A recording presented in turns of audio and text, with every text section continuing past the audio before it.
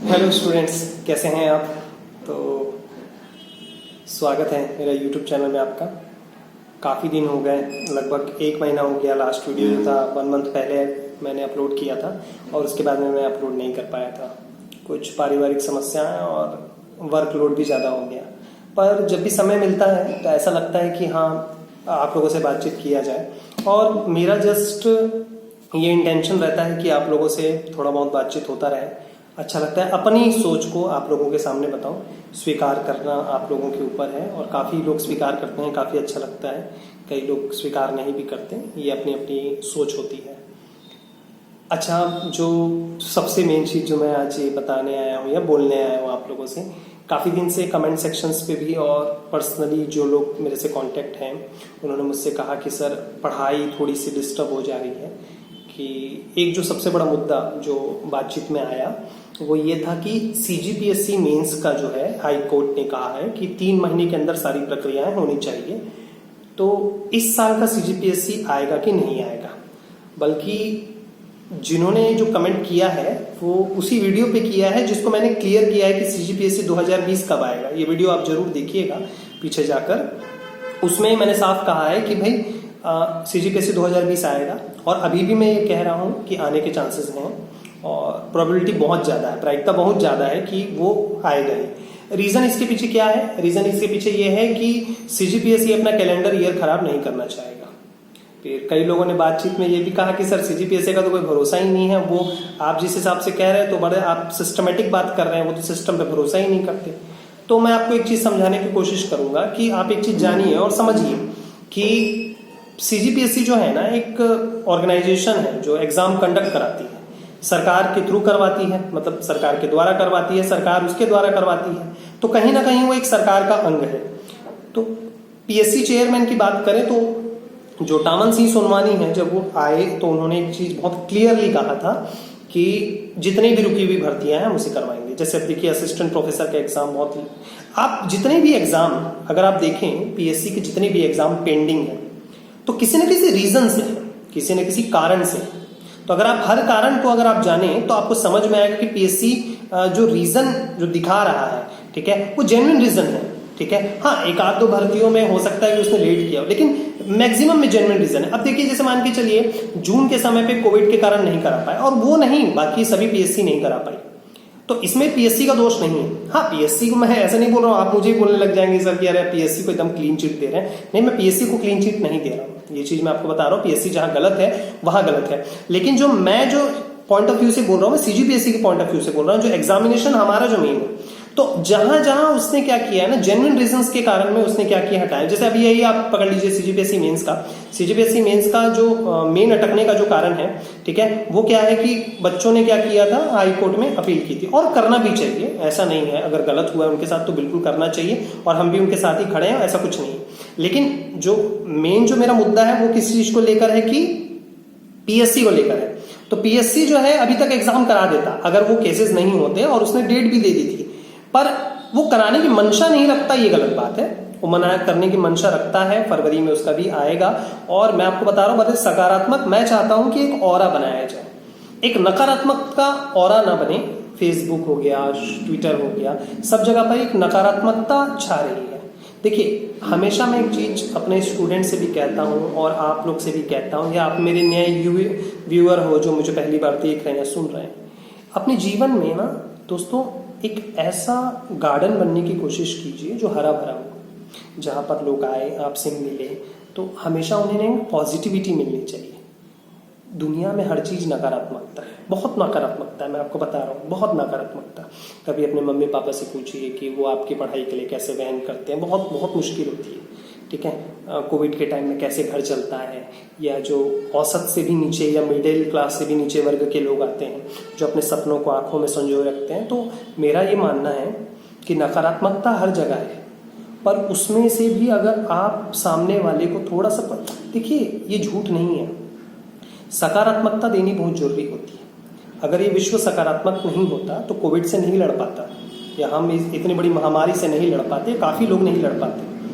कई लोगों की सैलरी कम हुई, हमारी भी हुई, बहुत लोगों की हुई। लेकिन एक चीज जो सबसे खास है, जो समझनी है, कि इस दौरान में अपने आप से लड़ना बहुत बड़ा बात होता है, बहुत बड़ी बात होती है, ठीक है। और वो जो लड़ना की क्षमता है ना, वो हर किसी में नहीं होती, ठीक है। कई लोगों ने आत्महत्याएं की। आत्महत्या करने से किसी चीज का सॉल्यूशन नहीं निकलता।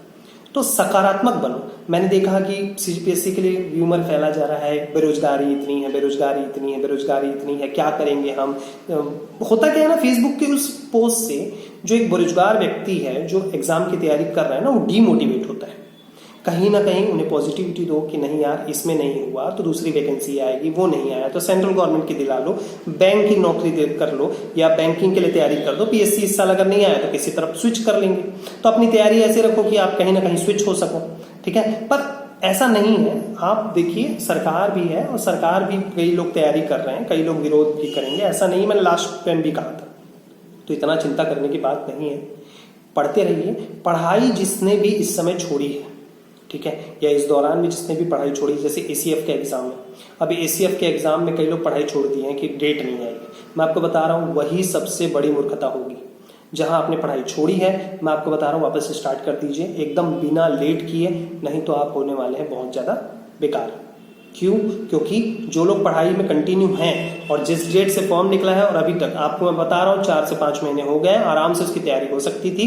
पर वही है कि आज नहीं कल नहीं, आज नहीं कल नहीं करके चक्कर में आपने पूरा का पूरा टाइम क्या कर दिया, बेकार कर दिया। तो अब जो ये सोच है, आपको इसको बदलनी है। ऐसा क्यों होता है कि आप फॉर्म भरते हैं, फॉर्म भरने के बाद में फिर आप कुछ दिन तक पढ़ते हैं, मार्केट से बुक लेकर आते हैं, उसके बाद में फिर आप अचानक से पढ़ाई छोड़ देते हैं। ऐसा क्यों करते हैं? और आप लास्ट टाइम भी आपने एक एग्जाम दिलाया होगा और उसमें भी आपने यही किया, आज भी आप यही कर रहे हैं। कोचिंग में आपने ऑनलाइन कोचिंग ज्वाइन कर ली होगी, पढ़ नहीं रहे होंगे मैक्सिमम लोग। मैं आपको बता रहा हूं, कई लोगों ने ऑनलाइन कोचिंग ज्वाइन की होगी लेकिन अभी वीडियो नहीं देख रहे होंगे। सच है, ये बहुत बड़ा सच है। पर हम पढ़ क्यों नहीं रहे हैं? देखिए, रीजन सोचिए भाई। मैं यहाँ तो कोई प्रमोशन करने नहीं बैठा हूं ना, मैं तो अपना इंडिविजुअली बातें रखता हूं आपके सामने। मैं कौन सा बोल रहा हूं कि आप मेरी कोचिंग ज्वाइन करो या मैं आपको वीडियो लेक्चर प्रोवाइड करूंगा। मैं ऐसी कोई बात नहीं कर रहा हूं, मैं जेन्युइन बात कर रहा हूं। भाई आप कितना, आप सोचिए, आपने कोचिंग ज्वाइन कर ली ऑनलाइन में एग्रीकल्चर की वीडियो देख रहे हैं, ऑनलाइन में फॉरेस्ट्री की वीडियो देख रहे हैं, आपने सब चीजें देख ली, सब चीजें पढ़ रहे हैं, लेकिन पूरा पढ़ रहे हैं क्या आप दिन भर? वाकई में जितना आपको पढ़ना चाहिए, आप खुद सोचिए। एसीएफ की एग्जाम की तैयारी जो आप कर रहे हैं या फिर फलाना कोई भी एग्जाम की तैयारी कर रहे हैं, उसके हिसाब से क्या आप पढ़ रहे हैं? एक बार सोच के देखिए, क्या मैं पढ़ रहा हूं? अगर आप पढ़ रहे हैं तो बेझिझक आप पढ़िए, एकदम कोई डाउट नहीं है, आपका होगा। लेकिन जो नहीं पढ़ रहे हैं उनके लिए सवाल है। आपको पता है कि भाई 1 साल में पीएससी की तैयारी करनी है तो डेली कम से कम 6 से 7 घंटे पढ़ने। क्या आप 6 से 7 घंटे पढ़ रहे हैं? अगर आप 6 से 7 घंटे पढ़ रहे हैं तो आप मेरे इस वीडियो का आपके ऊपर कोई फर्क नहीं पड़ेगा, आप कंटिन्यू रहेंगे। पर जो नहीं पढ़ रहे हैं और जो सोच रहे हैं कि हाँ मुझे कुछ करना है, तो फिर कैसे होगा?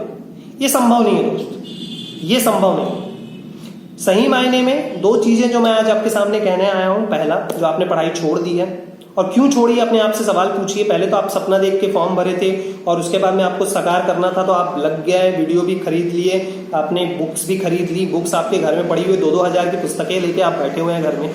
सही है, 1000 रुपए की तो होगी, 1000, 1500, 2000 की पुस्तकें लेके बैठे हैं। 1000, 1500 रुपए मालूम है दोस्त क्या होता है? बहुत बड़ी चीज होती है। छोटे से मध्यम वर्गीय परिवार के लिए कोविड के समय में 1000 रुपए बहुत बड़ी बात होती है।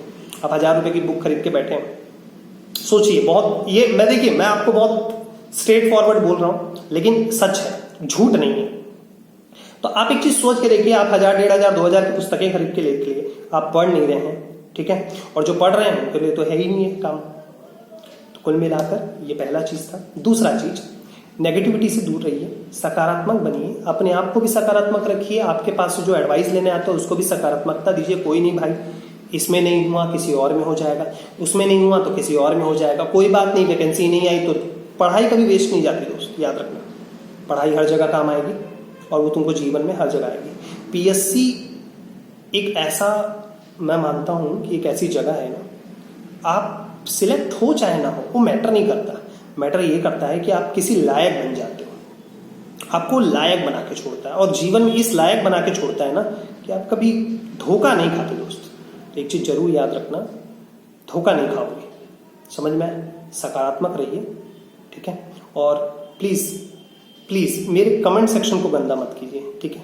वो लोग जिनको मेरी बातें पसंद नहीं आती ना, डिसलाइक करके छोड़ देना, ठीक है। लेकिन ना कमेंट सेक्शन में भी ना नेगेटिविटी मत फैलाना, बस इतना कहना चाह रहा हूँ। पॉजिटिविटी फैलाओ, खुद भी गार्डन बनो, एक ऐसा सुनहरा गार्डन, एक ऐसा सुंदर गार्डन जहाँ लोग आना पसंद करें, आपसे मिलना पसंद करें।